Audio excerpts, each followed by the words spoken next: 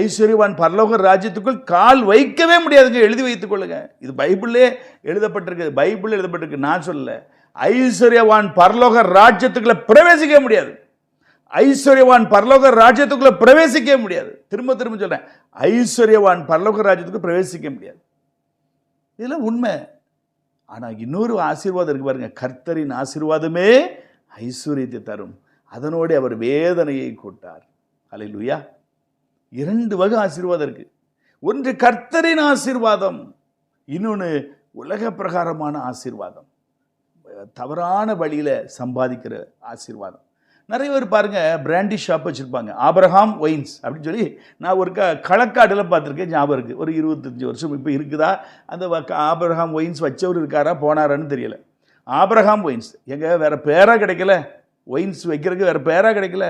Abraham எவ்வளோ ஒரு பரிசுத்தமான விசுவாசத்தின் தகப்பன், அவர் பேரை வைத்து களக்காட்டில் நான் ஒரு ஆபிரகாம் ஒயின்ஸை பார்த்தேன். கேட்டீங்களா?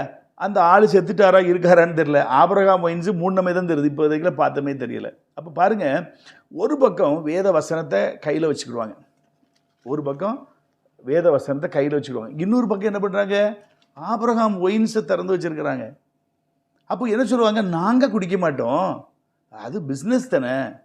இன்றைக்கு நிறைய பேர் இப்படி இருக்கிறாங்க, நாங்கள் குடிக்க மாட்டோம், ஆனால் அடுத்தவங்களை குடிகாரனாக்கி அவங்க குடும்பத்தை தாலியை இருக்க வைப்போம், அவங்க குடும்பம் கடன் பிரச்சனையில் சாக அடிக்க நாங்கள் உண்டுகொள்ள இருப்போம், நாங்கள் குடிக்க மாட்டோம். என்னங்க இதில் என்ன லாஜிக் இருக்குது சொல்லுங்கள்? இதில் என்ன லாஜிக் இருக்குது? நான் என் பிள்ளை குடிக்க மாட்டோம், ஆனால் அந்த சாராயத்தை நாங்கள் விற்போம், அதுக்கு பேர் ஆபிரகாம் ஒயின்ஸ் நாங்கள் வைப்போம். இது என்ன லாஜிக் இருக்குது? யோசித்து பாருங்களேன், கொஞ்சம் யோசிங்க, இதில் லாஜிக் இருக்கா? அப்போது இதெல்லாம் ஆண்டவர் அருவருக்கிறார். இந்த எத்தனை லட்சம் ஜனங்கள் இந்த ஒயின்ஸை குடித்து இறந்துருப்பாங்க, லிவர் அவிஞ்சு போயிருக்கும், இறந்துருப்பாங்க. இதே போல் எத்தனையோ வகை இருக்குது. ஒருத்தர் 10 வட்டி கொடுப்பார், திருநெல்வேலியில் பாளையங்கோட்டை கத்திட்டில் கொயரில் அங்கி போட்டு பாட்டெல்லாம் பாடுவார். ஆனால் அவங்க செய்கிற தொழில்னா 10 வட்டி, ஸ்பீடு வட்டி, 10 வட்டி. பேங்க்கில் 12% ஒரு வட்டி, பார்த்துக்கிடுங்க. 10 வட்டினா 120%. அப்போ இத்தனை வட்டி கொடுத்து தொழில் செஞ்சாங்க. கடைசியில் பார்த்தீங்கன்னா எல்லாம் லாஸ் ஆகி மூடியாச்சு.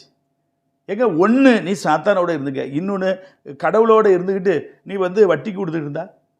அப்போ அந்த சகோதரர் ஒரு நாள் என்னை சந்திக்கும் போது சொல்கிறாரு, பைபிள்லே ஆண்டவர் வட்டிக்கு கொடுக்க சொல்லியிருக்கிறார்ல.